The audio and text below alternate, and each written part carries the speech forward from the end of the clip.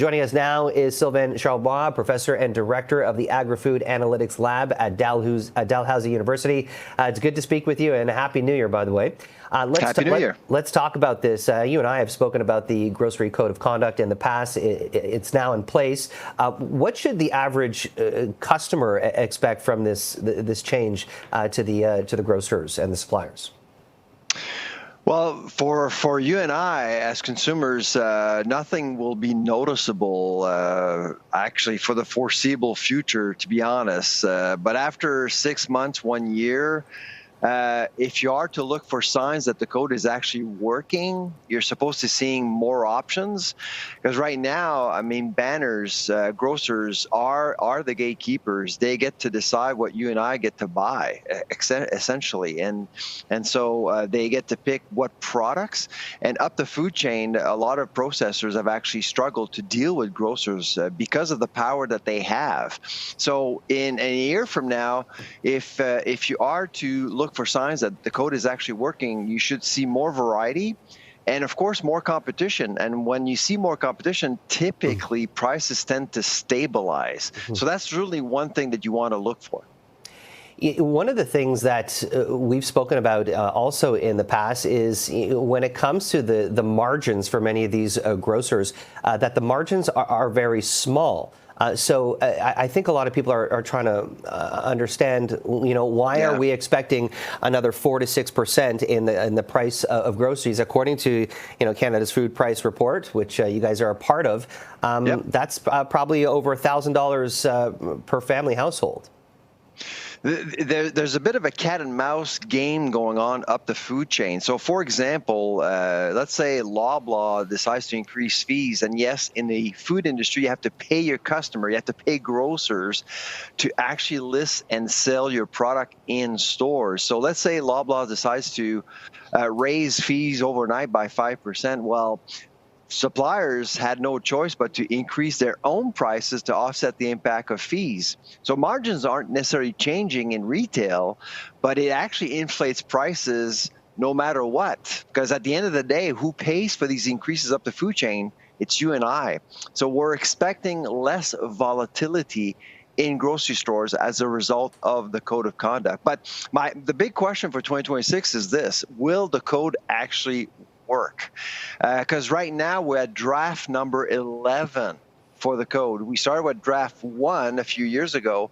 Draft 11 is very different and not as influential. So the big question for all of us, including the industry, is that will Walmart, Loblaw, Metro, Sobeys listen to arbitrators and comply with new rules? When it comes to these membership dues that are expected to be, received, what is that money going towards?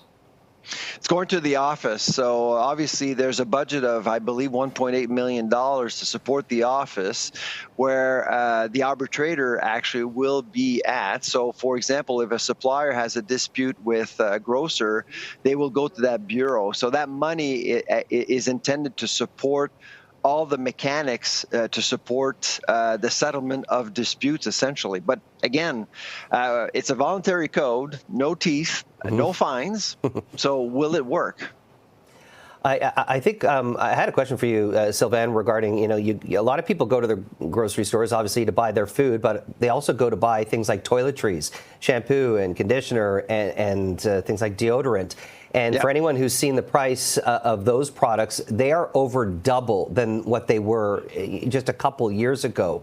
What do grocers say about that aspect of the products that they're selling? Because this is also another area that doesn't get talked a lot about and is really hurting people in their pocketbooks, right? And these are essential items.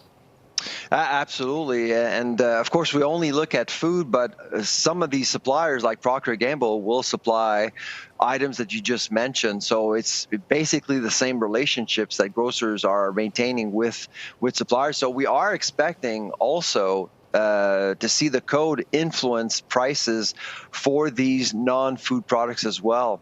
And I have to include pet food as well. A lot of people go to the grocery store to buy pet food, and people have noticed that pet food is incredibly expensive nowadays.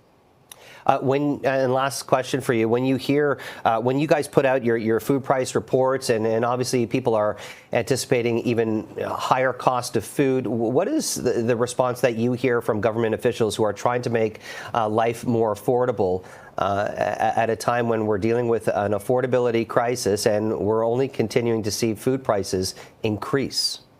Well, given what we saw in 2025, our food inflation rate at the grocery store is 4.7%, while in the U.S., with a tariff-happy president, their food inflation is 1.9%. So clearly, I think Ottawa is starting to notice that our food inflation problem is not necessarily cyclical or temporary. It's structural.